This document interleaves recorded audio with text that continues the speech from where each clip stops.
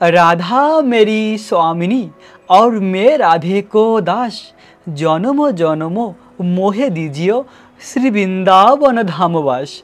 राधे राधे। आज हलो पवित्र एकादशीर व्रत। एकादशीर এই পবিত্র দিনে আমরা ভগবান শ্রীকৃষ্ণের নিত্যধাম বৃন্দাবন ধামকে দর্শন করতে করতে এই পবিত্র রোপণী একাদশীর ব্রত মাহাত্ম্য কথা শ্রবণ করব। এবং আজ থেকেই শুরু হচ্ছে বৃন্দাবনে রাধা কৃষ্ণের ঝুলন যাত্রা মহোৎসব। তো প্রথমে আমরা এই পবিত্র একাদশীর মহিমা শ্রবণ করব। প্রিয় ভক্ত, মন দিয়ে এই একাদশীর মহিমা কথা শ্রবণ করুন। একদিন মহারাজ যুধিষ্ঠির ভগবান শ্রীকৃষ্ণকে বললেন, হে প্রভু, শ্রাবণ মাসের শুক্লপক্ষের একাদশীর নাম কি? কৃপা করে তা আমাকে বলুন। শ্রীকৃষ্ণ বললেন, হে মহারাজ, এখন আমি সেই পবিত্র ব্রত মাহাত্ম্য বর্ণনা করব। আপনি মন দিয়ে তা শ্রবণ করুন। যা শোনা মাত্রই বাষ্পেয় যজ্ঞের ফল লাভ হয়। প্রাচীনকালে দাপর যুগের শুরুতে মোহজিৎ নামে এক বিখ্যাত রাজা ছিলেন। তিনি মহিষ্মতি নগরে রাজত্ব করতেন। কিন্তু দুঃখের বিষয় এই যে তার মনে বিন্দুমাত্র সুখ শান্তি ছিল না, কেননা তিনি ছিলেন অপুত্রকর। পুত্রহীনের ইহলোক ও পরলোকে কোথাও সুখ হয় না। এই রূপ চিন্তা করে বহুদিন কেটে গেল, কিন্তু তবুও পুত্রমুখ দর্শনে রাজা বঞ্চিত রইল। নিজেকে অত্যন্ত দুর্ভাগা বলে মনে করে রাজা চিন্তাগ্রস্ত হলেন। প্রজাদের সামনে গিয়ে বলতে লাগলেন, হে প্রজাবৃন্দ, তোমরা শোনো, আমি এই জন্মে তো কোনো পাপ কর্ম করিনি, অন্যায়ভাবে আমার রাজকোষ বৃদ্ধি করিনি, ব্রাহ্মণ বা দেবতাদের সম্পদ কখনো গ্রহণ করিনি, উপরন্তু প্রজাদের পুত্রের মতন পালন করেছি, ধর্ম অনুযায়ী পৃথিবী শাসন করেছি, দুষ্টদের যথারূপ দণ্ড দিয়েছি, স্বজন ব্যক্তিদের সাহায্য সম্মান করতে কখনো অবহেলা করিনি। তাই হে ব্রাহ্মণগণ, এই প্রকার ধর্মপথ অবলম্বন করার সত্ত্বেও কেন আমার পুত্র লাভ হলো না, তা আপনারা কৃপা করে অনুসন্ধান করুন। রাজার এই প্রকার কাতর উক্তি শ্রবণে ব্যথিত রাজভক্ত পুরোহিত ব্রাহ্মণগণ রাজার মঙ্গলের জন্য গভীর বনে ত্রিকালজ্ঞ মুনি ঋষির কাছে যেতে মনস্থ করলেন। বনের মধ্যে ঋষিদের আশ্রম সকল দেখতে দেখতে তারা এক মহামুনির সন্ধান পেলেন। তিনি ছিলেন দীর্ঘ আয়ুসম্পন্ন, রোগমুক্ত এবং তিনি নিরাহারে দিন যাপন করতেন।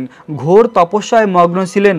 সর্বশাস্ত্র বিশরদ, ধর্মতত্ত্বজ্ঞ ও ত্রিকালজ্ঞ সেই মহামুনি লোমশ নামে পরিচিত।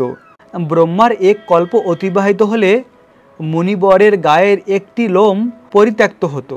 এই কারণেই এই মুনিবরের নাম লোমশ। তাকে দেখে সকলেই ধন্য হলেন।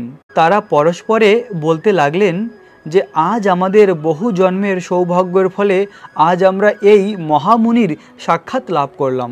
তারপর ঋষিবর তাদেরকে সম্বন্ধ করে বলতে লাগলেন, কি কারণে আপনারা এখানে এসেছেন এবং কেনই বা আমার এত প্রশংসা করছেন তা স্পষ্ট করে বলুন।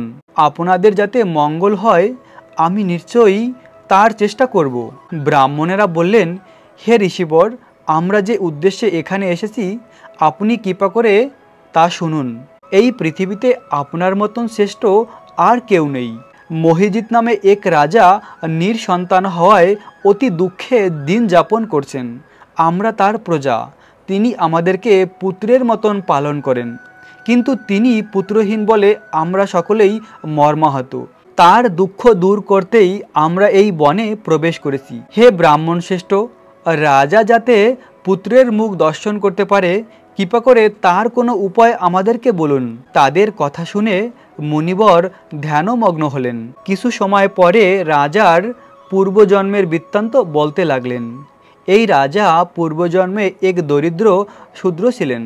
একবার তিনি একটি অন্যায় কার্য করে ফেলেন। ব্যবসা করার জন্য তিনি এক গ্রাম থেকে অন্য গ্রামে যাতায়াত করতেন। এক সময় জ্যৈষ্ঠ মাসের শুক্লপক্ষের দ্বাদশীর দিনে কোথাও যাওয়ার পথে তিনি অত্যন্ত তৃষার্ত হয়ে পড়েন। গ্রামের প্রান্তে একটি জলাশয় তিনি দেখতে পান। সেখানে জলপানের জন্য যান। একটি গাভী ও তার বাছুর সেখানে জলপান করছিল। তাদেরকে তাড়িয়ে দিয়ে তিনি নিজেই সেই জল পান করলেন। এই পাপ কর্মের ফলে তিনি পুত্র সুখে বঞ্চিত হয়েছেন, কিন্তু পূর্বজন্মের কোনো পুণ্যের ফলে তিনি এইরকম নিষ্কণ্ঠক রাজ্য লাভ করেছেন। হে মুনিবর, শাস্ত্রে আছে যে পুণ্যের দ্বারা পাপ ক্ষয় হয়। তাই আপনি এমন একটি পুণ্যব্রতের উপদেশ করুন যাতে তার প্রাব্ধ পাপ দূর হয় এবং আপনার অনুগ্রহে তিনি পুত্র সন্তান লাভ করতে পারেন। লোমশ মুনি বললেন, শ্রাবণ মাসের শুক্লপক্ষের পবিত্রারোপণী একাদশীর ব্রত অভীষ্ট ফল প্রদান করে। আপনারা যথাবিধি তা সকলে পালন করুন। লোমশ মুনির উপদেশ শুনে আনন্দ চিত্তে গৃহে প্রত্যাবর্তন করে তারা রাজাকে সে সকল কথা জানালেন। তারপর সকলে মিলে মুনির নির্দেশ অনুসারে ব্রত পালন করলেন। তাদের সকলের পুণ্যফল রাজাকে প্রদান করলেন। সেই পুণ্যের প্রভাবে রাজমহর্ষি গর্ভবতী হলেন। উপযুক্ত সময়ে বলিষ্ঠ সর্বসুন্দর এক পুত্র সন্তানের জন্মদান করলেন। ভবিষ্যৎ পুরাণে এই মাহাত্ম্য বর্ণিত হয়েছে। এই ব্রত মাহাত্ম্য যিনি পাঠ বা শ্রবণ করেন তিনি সমস্ত পাপ থেকে মুক্ত হবেন এবং পুত্র সুখ ভোগ করে অবশেষে দিব্যধাম প্রাপ্ত হবেন। প্রিয় ভক্ত, অপার মহিমা এই পবিত্রারোপণী একাদশীর মাহাত্ম্য আমরা শ্রবণ করলাম। বিশেষ করে যাদের পুত্র সন্তান নেই, পুত্র সন্তান লাভ করতে চায়, তারা যদি নিষ্ঠা সহকারে এই একাদশীর ব্রত পালন করে তাহলে অবশ্যই তারা পুত্র সন্তান লাভ করতে পারে। ভবিষ্যৎ পুরাণে এই মাহাত্ম্য বর্ণিত রয়েছে। তো একাদশীর ব্রত পালন করার কি বিধি রয়েছে? একাদশীর আগের দিন নিরামিষ আহার করার নিয়ম এবং একাদশীর দিন ব্রহ্ম মুহূর্তে ঘুম থেকে উঠে স্নান করে তিলক ধারণ করা এবং তুলসী মহারানীর পরিক্রমা করা, তুলসী মহারানীকে জলদান করা, আর একাদশীর পুরো দিন ভগবানের নাম জপ করা। ভগবানের অপ্রাকৃত নাম জপ করার মাধ্যমে ভগবানকে সবথেকে বেশি সন্তুষ্ট করা যায়। আর একাদশীর ব্রতের দিন শুধুমাত্র ফল আর জল খেয়ে একাদশীর ব্রত পালন করলে সবথেকে উত্তম। যদি তাও কেউ না পারে তাহলে এসে বিভিন্ন রকমের সবজি বানিয়ে ভগবানকে ভোগ নিবেদন করে সেটা আহার করতে পারে। তো আমরা এই পবিত্র রোপণী একাদশীর ব্রত পালন করার মাধ্যমে ভগবানের বিশেষ কৃপা প্রাপ্ত হব। কেননা শাস্ত্রে বলা হয়েছে এই একাদশীর ব্রত পালন করার মাধ্যমে আমরা অনন্য ভক্তি, ভগবানের প্রেম লাভ করব। তাই তো বলা হয়েছে মাধব তিথি ভকতির জননী যতনে পালন করি। এই মাধব তিথি একাদশীর ব্রত যত্ন সহকারে পালন করা উচিত, তাহলে ভগবানের বিশেষ কৃপা প্রাপ্ত হওয়া যায়। যেমন বলা হয়েছে এই জগতে যত নদী রয়েছে তার মধ্যে সর্বশ্রেষ্ঠ হলো গঙ্গা নদী, এবং যত বৈষ্ণব রয়েছে তার মধ্যে সর্বশ্রেষ্ঠ হলো মহাদেব শিব শঙ্কর, এবং যত দেবতা রয়েছে তার মধ্যে সর্বশ্রেষ্ঠ হলো ভগবান বিষ্ণু, এবং যত ব্রত রয়েছে তার মধ্যে সর্বশ্রেষ্ঠ হলো একাদশীর ব্রত। তাই তো এই একাদশীর ব্রত পালন করার মাধ্যমে আমরা সমস্ত পাপ থেকে মুক্ত হয়ে যাব এবং হৃদয় কোমল হয়ে যাবে, ভগবানের অনন্য ভক্তি প্রেম প্রাপ্ত হব। আজ থেকেই বৃন্দাবনে শুরু হচ্ছে রাধা কৃষ্ণের ঝুলন যাত্রা। তো আমরা ঝুলন যাত্রার অপ্রাকৃত কথামৃত শ্রবণ করব। আর সেই মধুর লীলা জানার আগে যদি আমরা রাধা কৃষ্ণের তত্ত্বকে জানতে পারি তাহলে সেই লীলার সম্পূর্ণ কৃপা আমরা প্রাপ্ত হব। বৃন্দাবনে যশোদা মায়ের পুত্ররূপে যে কৃষ্ণ লীলা করে সেই কৃষ্ণ কে? ভাগবতমে স্বয়ং শুকদেব গোস্বামী বলেছেন, এতে চংস কলা পুংস কৃষ্ণ স্তুত ভগবান স্বয়ং। যত অবতার রয়েছে সেই অবতারের উৎস হলো ভগবান কৃষ্ণ। রাম, নরসিংহ, বরাহদেব, কুর্মদেব যত অবতার রয়েছে এই সমস্ত অবতারের উৎস হলো ভগবান কৃষ্ণ। আর কৃষ্ণ হলো স্বয়ং ভগবান ব্রজেন্দ্র নন্দন। আর সেই স্বয়ং ভগবান কৃষ্ণ এই বৃন্দাবনে এসে একটি সাধারণ বালক রূপে লীলা করে, এবং এই সংসারের সৃষ্টিকর্তা ব্রহ্মাজি। আর সেই ব্রহ্মাজি স্বয়ং ভগবানের মহিমা প্রকাশ করেছে যে কৃষ্ণ কে। ব্রহ্মাজি তার ব্রহ্মসংহিতায় বলেছেন, ঈশ্বর পরম কৃষ্ণ সচ্চিদানন্দ বিগ্রহ অনাদির আদি গোবিন্দ সর্বকারণের কারণম। ভগবান কৃষ্ণ হলো অনাদির আদি গোবিন্দ, সর্বকারণের কারণ। এই জগতের যত কারণ রয়েছে সেই সমস্ত কারণের উৎস হলো ভগবান কৃষ্ণ। তাই তো ভগবান কৃষ্ণকে বলা হয় সর্বকারণের কারণ। তো ভগবান কৃষ্ণের উপরে আর কিছু নেই। তাই তো ব্রহ্মাজি বলেছেন ঈশ্বর পরম কৃষ্ণ সচ্চিদানন্দ বিগ্রহ অনাদির আদি গোবিন্দ সর্বকারণের কারণ। অনাদির আদি, ভগবান কৃষ্ণ হলো অনাদির আদি। কৃষ্ণ থেকেই সব কিছু এই জগতে সৃষ্টি হয়, আর সেই ভগবান কৃষ্ণের ইচ্ছা মাত্রই সমস্ত লীলা হয়। ভগবান কৃষ্ণ যখনই ইচ্ছা করে তার ইচ্ছা মাত্রই সমস্ত লীলার পরিবেশ সৃষ্টি হয়। ভগবান কৃষ্ণের একটি শক্তি রয়েছে যোগমায়া শক্তি, আর সেই যোগমায়ার শক্তির মাধ্যমে সমস্ত লীলা পরিচালনা হয়। ভগবানের অনন্ত শক্তি রয়েছে, সেই সমস্ত শক্তি ভগবান কৃষ্ণের ইচ্ছায় সমস্ত কার্য করে। কিন্তু একটি মাত্র ভগবানের শক্তি রয়েছে লাদিনী শক্তি, যে শক্তি ভগবান কৃষ্ণকেও বশীভূত করে, ভগবান কৃষ্ণকেও আকর্ষিত করে, যে কৃষ্ণ সমস্ত জগৎকে আনন্দ প্রদান করে। সেই কৃষ্ণের মনে যখন আনন্দ পাওয়ার ইচ্ছা হয় তখন ভগবান কৃষ্ণের হৃদয়ের বাম অঙ্গ থেকে প্রকাশিত হয় কৃষ্ণের লাদিনী শক্তি আর রাধারানী। আর এই রাধারানী ভগবান কৃষ্ণকে সব থেকে বেশি আনন্দ প্রদান করে। এই লাদিনী শক্তির কাজই হলো কৃষ্ণকে আনন্দ প্রদান করা। তো এই রাধা কৃষ্ণ হলো একই আত্মা, দুটি দেহ ধারণ করে লীলা করার জন্য। তো ঝুলন যাত্রার লীলা জানার আগে আমরা অবগত হলাম যে রাধাকৃষ্ণ কে। রাধাকৃষ্ণ কোনো সাধারণ গ্রামের বালক বা বালিকা নয়। কৃষ্ণ হলো পরম পুরুষোত্তম, আর সেই কৃষ্ণের লাদিনী শক্তি রাধারানী। আর সেই রাধা কৃষ্ণের এই ব্রজলীলা হলো অমৃতময়, সব থেকে পবিত্র। তাই আমরা যদি ভগবানের এই তত্ত্বকে অবগত হই তাহলে আমরা এই লীলা যখন শ্রবণ করব আমাদের কোনো অপরাধ হবে না।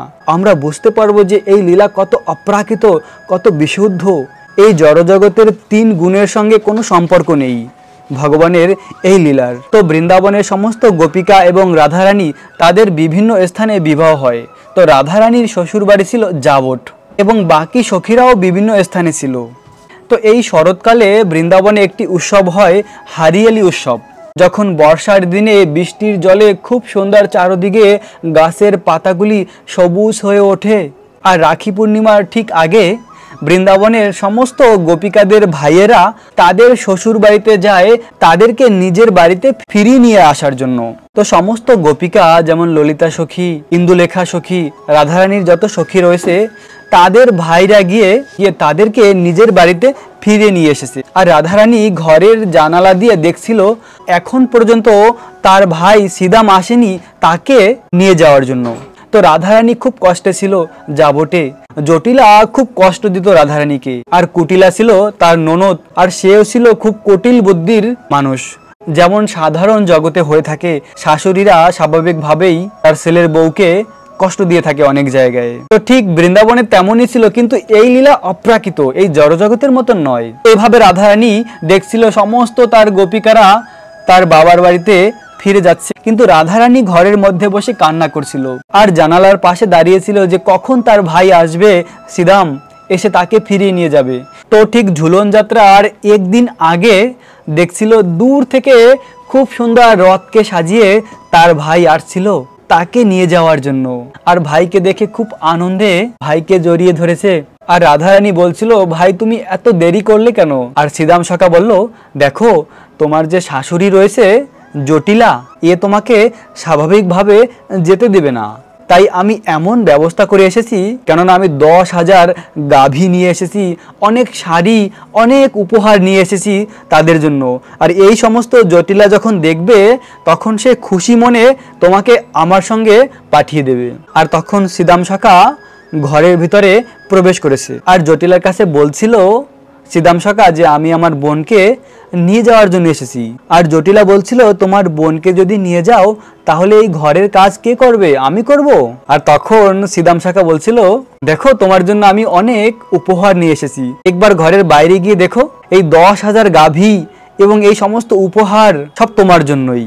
আর জটিলা যখন এত উপহার দেখেছে, 10,000 গাভীকে দেখেছে, তখন সঙ্গে সঙ্গে জটিলা বলেছে, রাধারানী তুমি যাও যাও, তোমার ভাইয়ের সঙ্গে যাও, আর এই সমস্ত গাভী উপহার আমার কাছে নিয়ে আসো। জটিলা প্রসন্ন হয়েছিল এই সমস্ত উপহার দেখে, কেননা সিদাম সখা তো জানে কিভাবে জটিলাকে বশ করা যায়। সিদাম সখা রাধারানীকে নিয়ে ফিরে যাচ্ছিল বার্সনার শ্রীমহলে, রাধারানীর বাড়ি।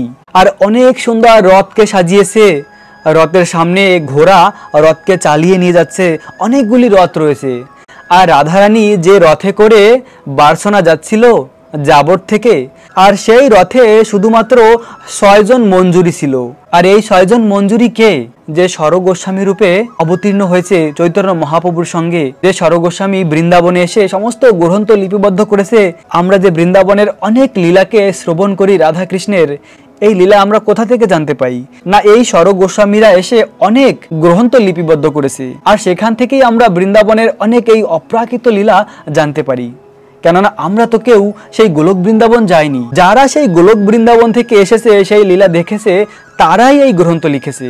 তো রাধারানীর রথের চারপাশে যে 6 জন গোপিকা বা মঞ্জুরি ছিল, সেই 6 জন মঞ্জুরি হলো এই স্বরগোস্বামী, রূপ গোস্বামী, সনাতন গোস্বামী, রঘুনাথ গোস্বামী। এই স্বরগোস্বামী কত মহান ভেবে দেখুন, সেই গোলক বৃন্দাবন থেকে এসেছে আমাদেরকে ভগবানের লীলা বর্ণনা করার জন্য, যে লীলা শ্রবণ করে আমরা যেন কৃষ্ণের কাছে ফিরে যেতে পারি। তো এভাবে রাধারানীকে নিয়ে রথে করে যাচ্ছিল সিদাম সখা বার্সনার শ্রীমহলে।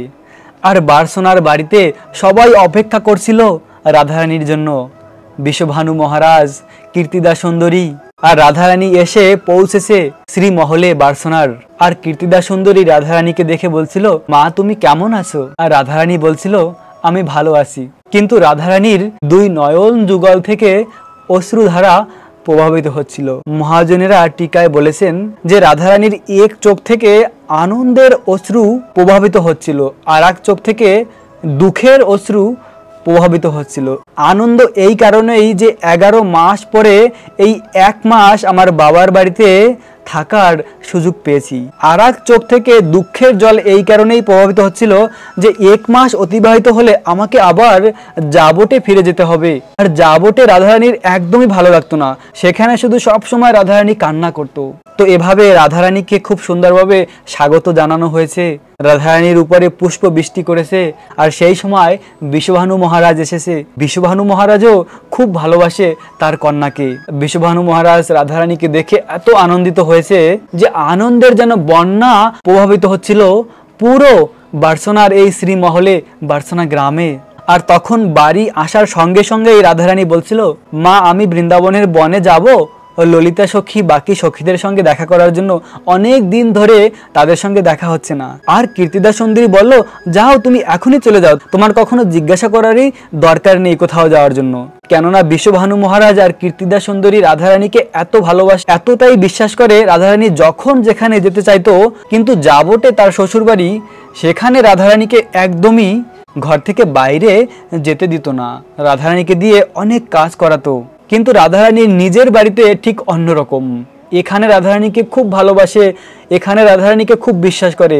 রাধারানী যখনই বলেছে যে আমি বৃন্দাবনের অরণ্যে যাব সখীদের সঙ্গে দেখা করার জন্য, সঙ্গে সঙ্গে তারা বলেছে তুমি এখনই যাও। কেননা কীর্তিদা সুন্দরী জানে যে আমার কন্যা কতদিন ধরে তার সখীদের সঙ্গে দেখা করছে না। আর এই দিকে বৃন্দাবনের 12টি বন এত সুন্দরভাবে সাজানো হয়েছে রাধারানীর জন্য।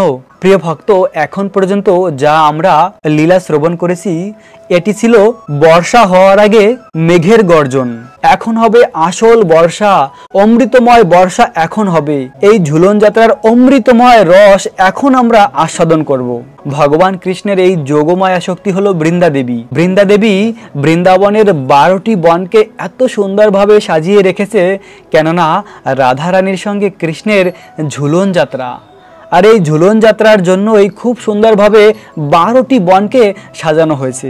আর অপরূপ সুন্দর কদম বৃক্ষের সঙ্গে এই ঝুলা বানানো হয়েছে। বৃন্দাবনে সবসময় কদম বৃক্ষের সঙ্গেই ঝুলা বানানো হয়, কখনো তমাল বৃক্ষের সঙ্গে ঝুলা বানানো হয় না, কেননা তমাল গাছ খুব নরম। আর এই বৃন্দাবনের কেলি কদম গাছের যে ডাল খুব মজবুত হয়, কেননা এই কেলি কদম গাছ হলো রাধারানীর স্বরূপ। আর রাধারানী কৃষ্ণের লীলার জন্য, কৃষ্ণকে আনন্দ প্রদান করার জন্য সবকিছু করতে পারে।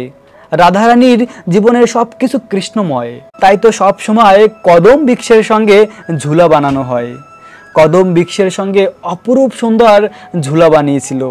আর বৃন্দাবনের 12টি বনকেই অপরূপভাবে সাজানো হয়েছে। প্রতিটি বৃন্দাবনের বনের কদম বৃক্ষে ঝুলা বানানো হয়েছে। বৃন্দাবনের রাধারানী যে 1 মাস ছিল, সেই 1 মাস পর্যন্ত প্রতিটি দিন এই ঝুলন যাত্রা হয়েছে রাধা কৃষ্ণের। তো রাধারানীর জন্য এভাবে ভগবান কৃষ্ণের যোগমায়া শক্তি বৃন্দা দেবী ঝুলা বানিয়েছিল খুব সুন্দরভাবে।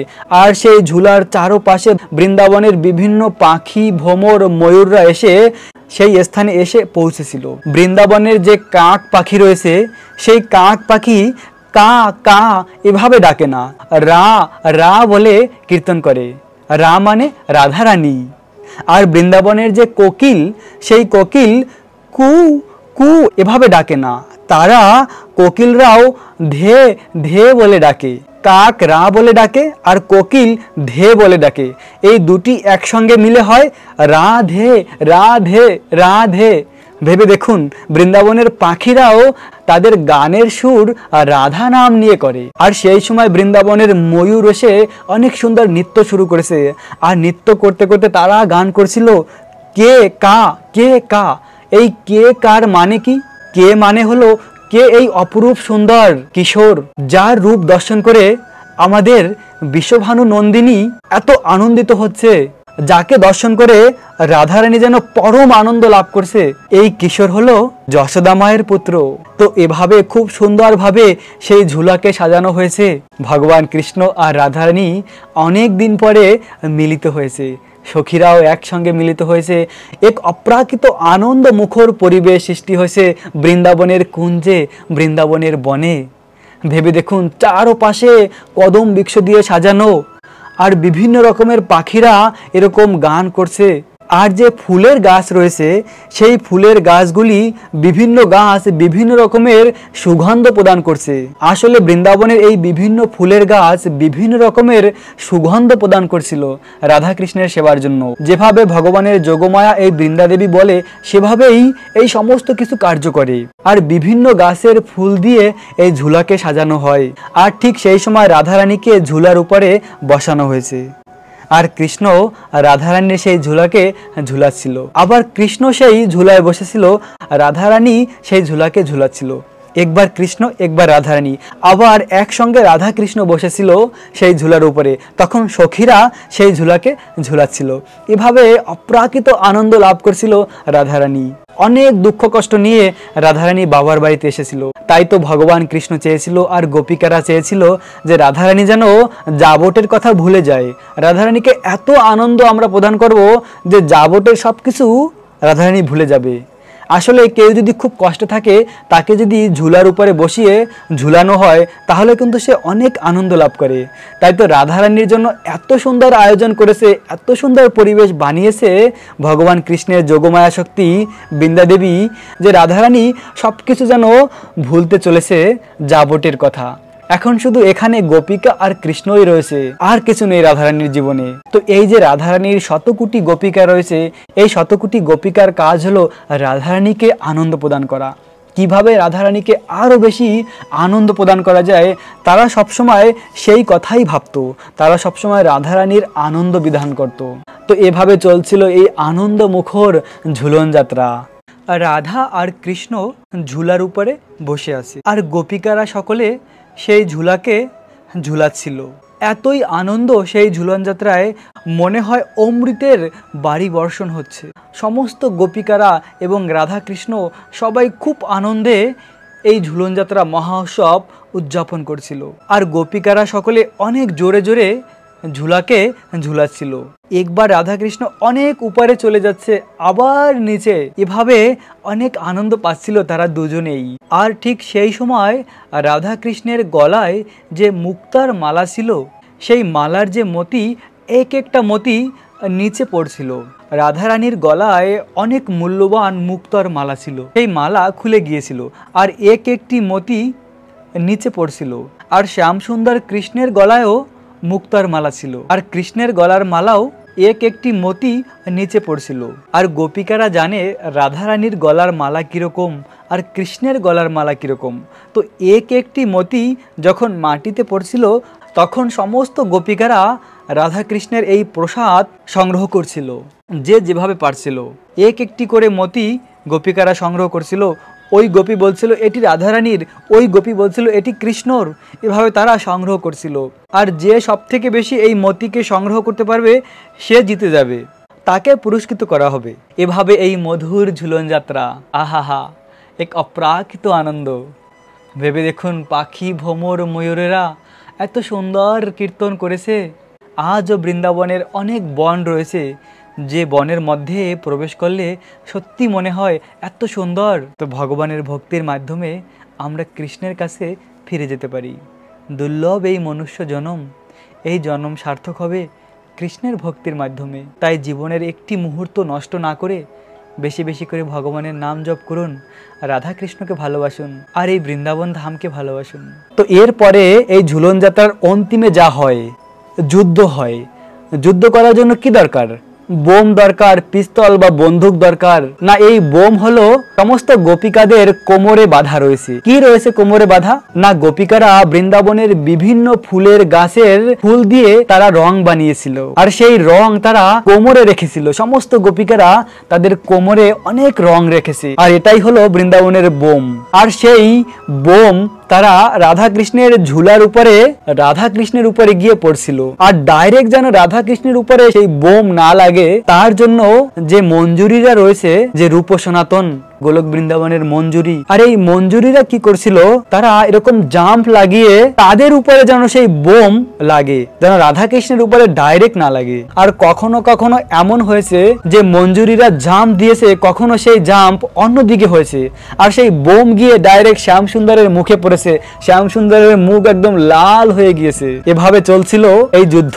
তো যতগুলি গোপিকাদের কোমরে এই বোম ছিল, সেই বোমগুলি রাধা কৃষ্ণের উপরে নিক্ষেপ করেছিল। আর তখন শ্যাম সুন্দর কৃষ্ণ তার কোমর থেকে বন্দুক নিক্ষেপ করেছে। সেই বন্দুকটি কি না, পিচকারি। যে পিচকারি হয় না, যা দিয়ে আমরা হোলি খেলি, সেটা বের করে ভগবান কৃষ্ণ চারদিকে গোপিকারা যে রয়েছে চতুর্দিকে ভগবান রং নিক্ষেপ করেছিল। শুধুমাত্র যে হোলির সময় হোলি খেলা হয় বৃন্দাবনে তা নয়, এই ঝুলন যাত্রার পরে যখন সম্পূর্ণ ঝুলন যাত্রা সম্পূর্ণ হয়, হোলি খেলা হয়। গোপিকারা এভাবে রঙের বোম নিক্ষেপ করে কৃষ্ণ আর রাধারানীর উপরে, আর কৃষ্ণ এভাবে এই বন্দুক দিয়ে সমস্ত গোপিকাদের লাল করে দেয় রং দিয়ে। আর চারদিকে একদম আনন্দময় পরিবেশ হয়। আর পাখি, ভ্রমর, ময়ূর তারা যেন আনন্দে নৃত্য কীর্তন করতে শুরু করে সেই সময়। আর গোপিকারাও বিভিন্ন মধুর সুরে কীর্তন করে, রাধে জয় জয় মাধব দাইতে, রাধে জয় জয় মাধব দাইতে। এভাবে রাধা কৃষ্ণের প্রসন্ন বিধানের জন্য তারা কীর্তন করে। আর রাধারানী সমস্ত তার দুঃখ কষ্টকে ভুলে যায়, তার প্রাণের প্রিয় শ্যাম সুন্দরকে কাছে পেয়ে, তার গোপিকাদের কাছে পেয়ে। এভাবে হলো বৃন্দাবনের ঝুলন যাত্রা, এই অপ্রাকৃত। আর শুধুমাত্র একদিন এই ঝুলন যাত্রা লীলা হয় না, রাধারানী 1 মাস থাকে তার বাবার বাড়িতে। সেই 1 মাসের মধ্যে বিভিন্ন বনে এই লীলা হয়। বৃন্দাবনে 12টি বন রয়েছে, সেই 12টি বনকেই সাজানো হয় খুব সুন্দরভাবে। আর সেই 12টি বনে যত কদম বৃক্ষ রয়েছে, সেই কদম বৃক্ষে এভাবে ঝুলা বানানো হয়। আর সেই ঝুলার উপরে রাধা কৃষ্ণের এই অমৃতময় ঝুলন যাত্রা উদযাপন করা হয়। প্রিয় ভক্ত, এই অপ্রাকৃত রাধা কৃষ্ণের লীলাকে শ্রবণ করা মাত্রই আমরা ভগবানের প্রেম প্রাপ্ত হতে পারি। তাই তো এই অপ্রাকৃত লীলা জানার আগে আমরা রাধা কৃষ্ণের তত্ত্বকে জেনেছি, যে রাধা কৃষ্ণ এই জড়জগতের কোনো সাধারণ বালক বালিকা নয়, তারা হলো পরম সত্য। ভগবান হলো সর্বকারণের কারণ, পরম পুরুষোত্তম ভগবান। সেই পরম পুরুষোত্তম ভগবানের লাদিনী শক্তি রাধারানী। রাধা আর কৃষ্ণ হলো একই তনু, এই লীলা করার জন্য 2টি রূপ ধারণ করে। তো একাদশীর এই পবিত্র দিনে আমরা ভগবান শ্রীকৃষ্ণের এই অপ্রাকৃত ঝুলন যাত্রার কথা শ্রবণ করে আরো বেশি ভগবানের কৃপা প্রাপ্ত হলাম। একাদশীর পরের দিন পারণের নিয়ম রয়েছে। পারণ করার মাধ্যমে একাদশীর ব্রতকে পূর্ণ করতে হয়। পারণের সময়সীমা এখন আমরা জেনে নেব। বাংলাদেশের ভক্তরা একাদশীর পরের দিন পারণ করবেন সকাল 5টা 41 থেকে 8টা 37 মধ্যে।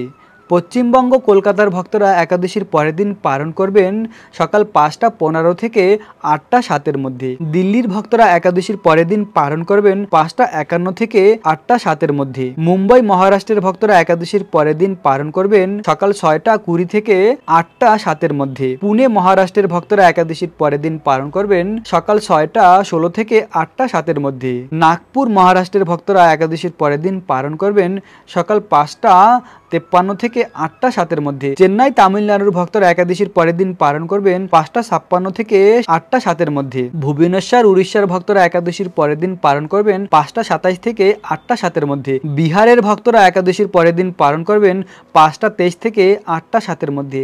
ঝাড়খণ্ডের ভক্তরা একাদশীর পরের দিন পালন করবেন 5টা 25 থেকে 8টা 7-এর মধ্যে। ছত্তিশগড়ের ভক্তরা একাদশীর পরের দিন পালন করবেন 5টা 41 থেকে 8টা 7-এর মধ্যে। শিলং মেঘালয়ের ভক্তরা একাদশীর পরের দিন পালন করবেন সকাল 4টা 56 থেকে 8টা 7-এর মধ্যে।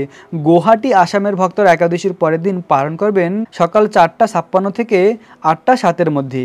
মণিপুরের ভক্তরা একাদশীর পরের দিন পালন করবেন সকাল 4টা 50 থেকে 8টা 7-এর মধ্যে। সিকিমের ভক্তরা একাদশীর পরের দিন পালন করবেন সকাল 5টা 7 থেকে 8টা 7-এর মধ্যে। বৃন্দাবনের ভক্তরা একাদশীর পরের দিন পালন করবেন সকাল 5টা 51 থেকে 8টা 7-এর মধ্যে। ব্যাঙ্গালোর কর্ণাটকের ভক্তরা একাদশীর পরের দিন পালন করবেন সকাল 6টা 7 থেকে 8টা 7-এর মধ্যে। হায়দ্রাবাদ তেলেঙ্গানার ভক্তরা একাদশীর পরের দিন পালন করবেন সকাল 6টা থেকে 8টা 7-এর মধ্যে। আগরতলা ত্রিপুরার ভক্তরা একাদশীর পরের দিন পালন করবেন সকাল 5টা 1 থেকে 8টা 7-এর মধ্যে। গুজরাটের ভক্তরা একাদশীর পরের দিন পালন করবেন সকাল 6টা 23 থেকে 8টা 7-এর মধ্যে। কেরালার ভক্তরা একাদশীর পরের দিন পালন করবেন সকাল 6টা 15 থেকে 8টা 7-এর মধ্যে। গোয়ার ভক্তরা একাদশীর পরের দিন পালন করবেন সকাল 6টা 19 থেকে 8টা 7-এর মধ্যে। অরুণাচল প্রদেশের ভক্তরা একাদশীর পরের দিন পালন করবেন সকাল 4টা 42 থেকে 8টা 7-এর মধ্যে। হিমাচল প্রদেশের ভক্তরা একাদশীর পরের দিন পালন করবেন সকাল 5টা 48 থেকে 8টা 7-এর মধ্যে। উত্তরাখণ্ডের ভক্তরা একাদশীর পরের দিন পালন করবেন 5টা 41 থেকে 8টা 7-এর মধ্যে। জম্মু কাশ্মীরের ভক্তরা একাদশীর পরের দিন পালন করবেন সকাল 5টা 52 থেকে 8টা 7-এর মধ্যে। নেপালের ভক্তরা একাদশীর পরের দিন পালন করবেন 5টা 35 থেকে 8টা 22-এর মধ্যে। ভুটানের ভক্তরা একাদশীর পরের দিন পালন করবেন 5টা 33 থেকে 8টা 37-এর মধ্যে। শ্রীলঙ্কার ভক্তরা একাদশীর পরের দিন পালন করবেন 6টা 4 থেকে 8টা 7-এর মধ্যে। মালদ্বীপের ভক্তরা একাদশীর পরের দিন পালন করবেন সকাল 6টা 2 থেকে 7টা 37-এর মধ্যে।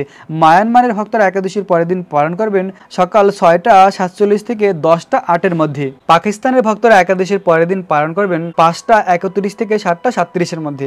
মালয়েশিয়ার ভক্তরা একাদশীর পরের দিন পালন করবেন 7টা 10 থেকে 10টা 37-এর মধ্যে। সিঙ্গাপুরের ভক্তরা একাদশীর পরের দিন পালন করবেন 7টা 4 থেকে 10টা 37-এর মধ্যে। ইন্দোনেশিয়ার ভক্তরা একাদশীর পরের দিন পালন করবেন সকাল 6টা থেকে 9টা 37-এর মধ্যে। থাইল্যান্ডের ভক্তরা একাদশীর পরের দিন পালন করবেন 6টা 5 থেকে 9টা 37-এর মধ্যে। ফিলিপাইনের ভক্তরা একাদশীর পরের দিন পালন করবেন 5টা 42 থেকে 9টা 54-এর মধ্যে। তাইওয়ানের ভক্তরা একাদশীর পরের দিন পালন করবেন 5টা 28 থেকে 9টা 48-এর মধ্যে। এই ছিল পৃথিবীর অনেক স্থানের পালনের সময়সীমা। এই সময় পালন করে একাদশীর ব্রতকে পূর্ণ করতে হয়। ভগবানের জন্য রন্ধন করে ভগবানকে ভোগ নিবেদন করে এই সময় মতন পালন করে একাদশীর ব্রতকে পূর্ণ করুন। আর পালনের আগে একটি প্রণাম মন্ত্র রয়েছে, আমি ভিডিওর নিচে সেই প্রণাম মন্ত্র লিখে দেব।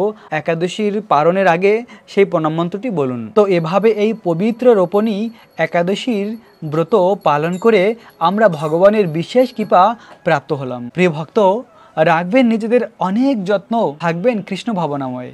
রাধে রাধে।